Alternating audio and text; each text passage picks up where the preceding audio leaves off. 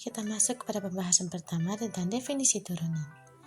Nah, turunan atau yang sering kita sebut juga dengan diferensial merupakan suatu perhitungan terhadap perubahan nilai fungsi karena perubahan nilai input atau variabel.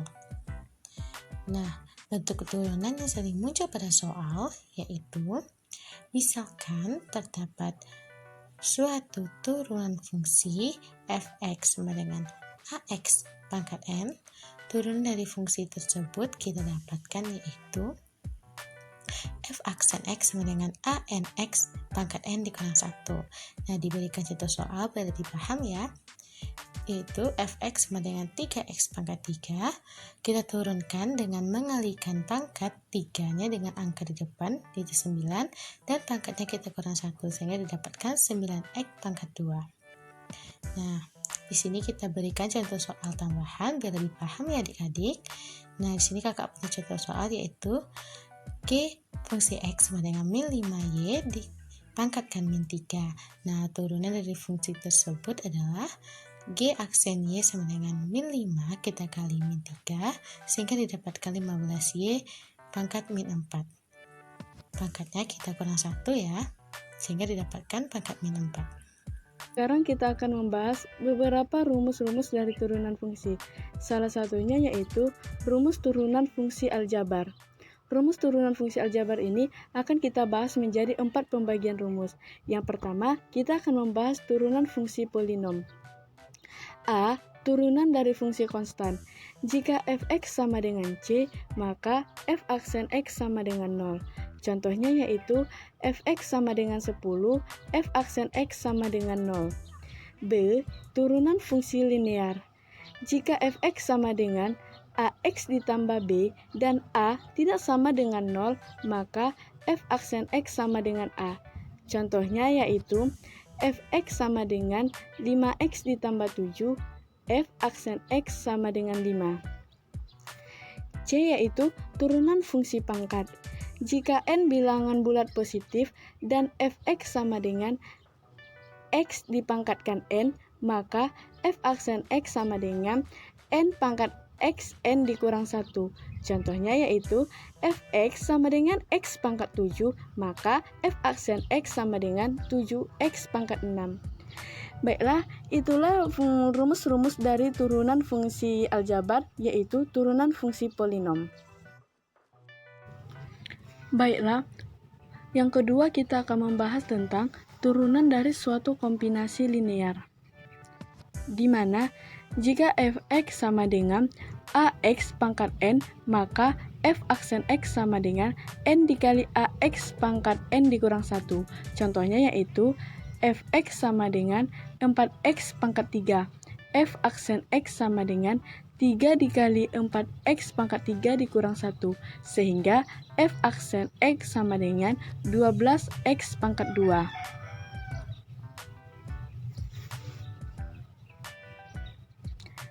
Selanjutnya, yang ketiga kita akan membahas tentang turunan fungsi hasil kali. Jika f dan g masing-masing adalah fungsi yang terdiferensialkan di x, maka fg adalah terdiferensialkan di x, maka y fx dikali gx, sehingga dapat kita tuliskan turunannya yaitu f aksen x sama dengan f aksen x dikali gx ditambah fx dikali gx. Contohnya yaitu y sama dengan 5x pangkat 2 ditambah 2 dikali 6x dikurang 4. Dapat kita misalkan yaitu u sama dengan 5x pangkat 2 ditambah 2, v sama dengan 6x dikurang 4, u aksen sama dengan 10x, v aksen sama dengan 6, y sama dengan u dikali v, dan y aksen sama dengan u aksen v ditambah u v aksen. Maka dari pemisahan di atas dapat kita buat yaitu Y aksen sama dengan 10x dikali 6x dikurang 4 ditambah 5x pangkat 2 ditambah 2 dikali 6. Sehingga hasilnya 60x pangkat 2 dikurang 40x ditambah 30x pangkat 2 ditambah 12. Sehingga dapat kita peroleh aksennya yaitu 90x pangkat 2. 4. Turunan fungsi hasil bagi, di mana jika f dan g terdiferensialkan di x dan gx tidak sama dengan 0, maka f per g terdiferensialkan di x, maka y sama dengan fx per gx. Dan untuk turunan y aksennya adalah f aksen x dikali gx dikurang fx dikali g aksen x per gx pangkat 2. Sebagai contohnya yaitu y sama dengan 5x dikurang 4 per x pangkat 2 ditambah 1, dimana kita harus mencari y aksennya ya. Dan dapat kita misalkan untuk nilai y-nya adalah 5x dikurang 4, u aksennya 5, untuk v-nya sama dengan x pangkat 2 ditambah 1, v aksennya yaitu 2x. Maka dari pemisalan di atas dapat kita buat yaitu y sama dengan u per v, y aksen sama dengan u aksen v dikurang u v aksen per v pangkat 2. Dari rumus itu kita masukkan u, v, u aksen yang telah kita peroleh yaitu 5 buka kurung x pangkat 2 ditambah 1 tutup kurung dikurang buka kurung 5x dikurang 4 tutup kurung dikali 2x per x pangkat 2 ditambah 1 pangkat 2. Sehingga dapat kita kalikan hasilnya yaitu 5x pangkat 2 ditambah 5 dikurang 10x pangkat 2 ditambah 8x per buka kurung x pangkat 2 ditambah 1 tutup kurung pangkat 2. Dan hasil akhirnya diperoleh yaitu min 5x pangkat 2 ditambah 8x ditambah 5 per buka kurung x pangkat 2 ditambah 1 tutup kurung pangkat 2. Materi selanjutnya yaitu turunan trigonometri. Aturan yang pertama, jika fx sama dengan sin x, maka nilai dari f aksen x sama dengan cos x. Nah, agar lebih jelas kita masuk ke contoh soal. Jika fx sama dengan 2 sin dalam kurung 3x ditambah 5, maka nilai f aksen x adalah nilai dari f aksen x sama dengan 2 dikali 3 cos dalam kurung 3x ditambah 5. Maka untuk hasil akhirnya adalah f aksen x sama dengan 6 cos dalam kurung 3x ditambah 5. Untuk aturan yang kedua, jika fx sama dengan cos x, maka nilai dari f aksen x sama dengan min sin x. Untuk contoh soalnya, diketahui nilai fx sama dengan 4 cos x, maka nilai dari f aksen x adalah 4 dalam kurung min sin x. Minnya kita kalikan dengan 4, maka hasil akhirnya min 4 sin x. Untuk aturan yang ketiga, fx sama dengan tan x, maka nilai dari f aksen x sama dengan sekon kuadrat x.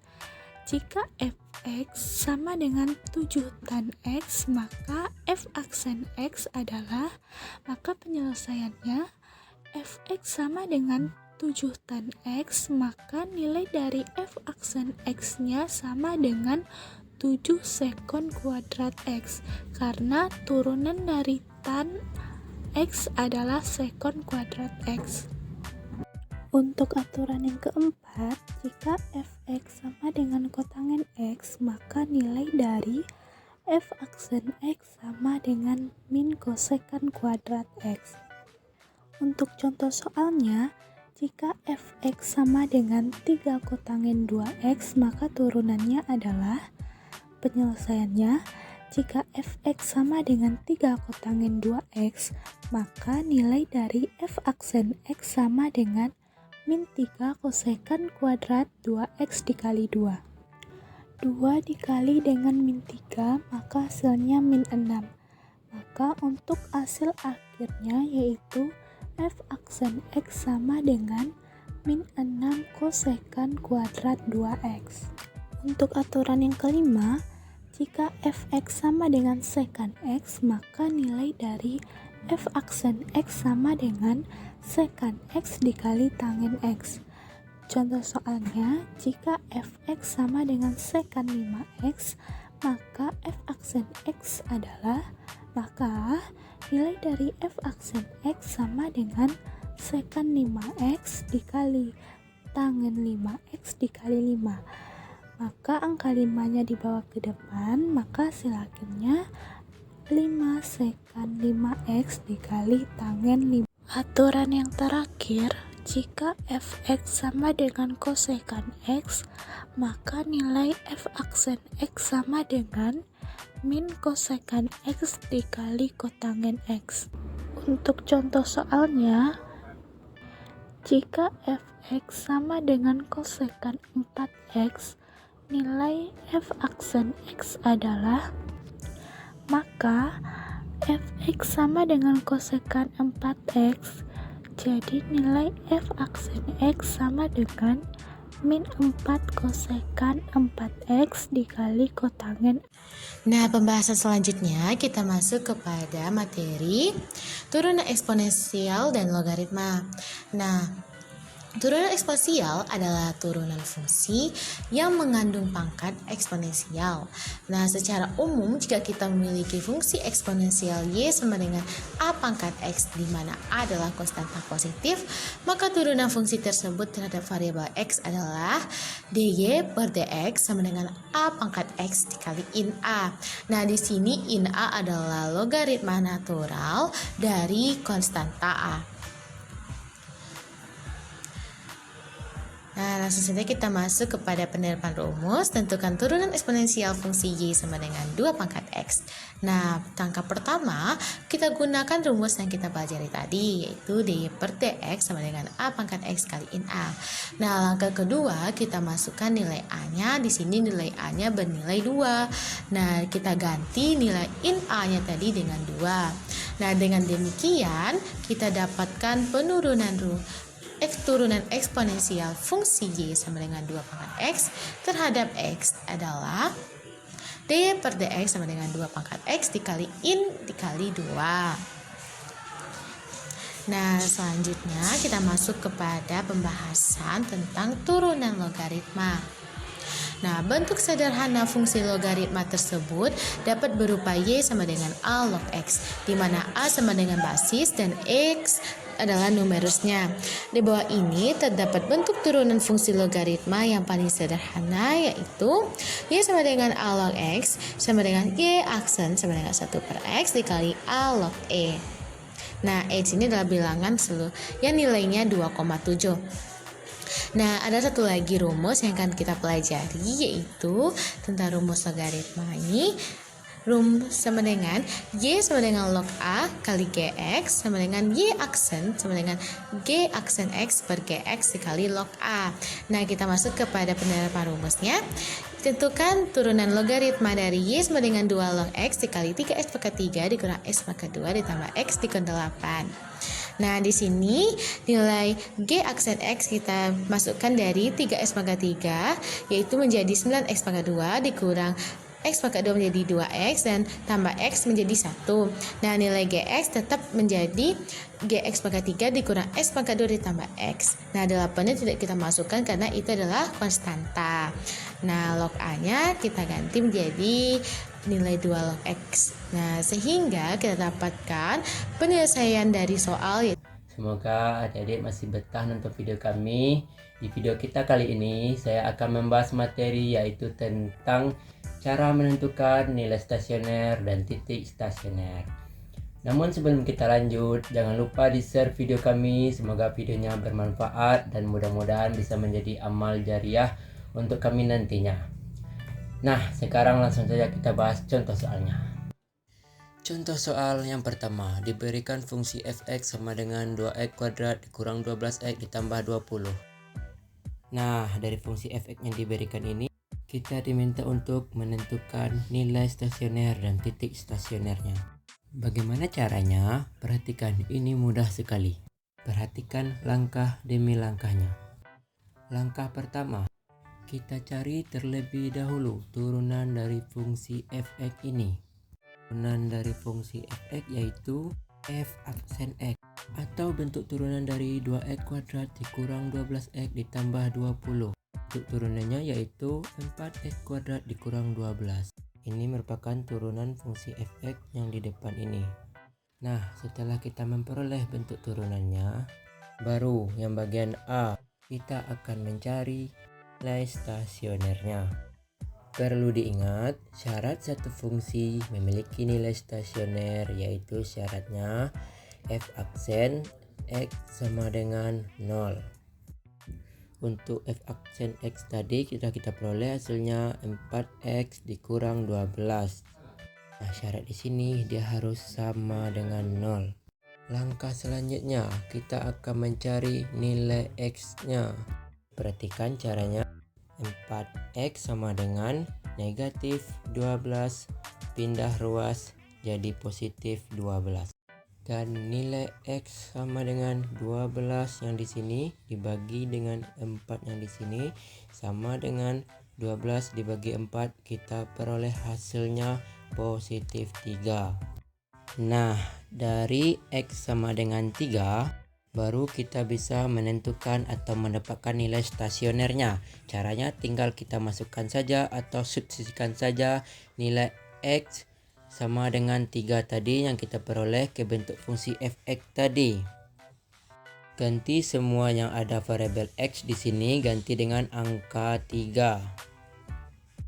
Maka sekarang perhatikan f(x) berarti jadinya f3 sama dengan 2x kuadrat diganti x-nya dengan 3 berarti 2 dikali 3 kuadrat lalu dikurang 12x, maka ingat sekali lagi diganti x-nya dengan 3. Jadi sekarang min 12 kali 3 terakhir ditambah 20 sama dengan 3 kuadrat hasilnya 9 dikali 2 hasilnya 18 lalu dikurang 12 kali 3 hasilnya 36 terakhir ditambah 20 sama dengan 18 dikurang 36 ditambah 20, kita peroleh hasilnya positif 2. Jadi kita perolehlah nilai stasionernya itu adalah, perhatikan hasilnya tadi yaitu 2. Nah, seperti itulah cara untuk menentukan nilai stasionernya. Lanjut ke soal bagian B yaitu titik stasioner. Ini lebih mudah lagi. Perhatikan, x-nya di sini 3 dan nilai y-nya di sini 2, maka titik stasionernya yaitu 3,2. X yang di sini dan 2 hasilnya di sini, oke, 3,2. Gampang bukan? Sangat gampang dan sangat mudah sekali tentunya. Oke, cukup sampai di sini video kami. Segala terkurang kami mohon maaf. Wabillahi taufiq hidayah. Wassalamualaikum warahmatullahi wabarakatuh.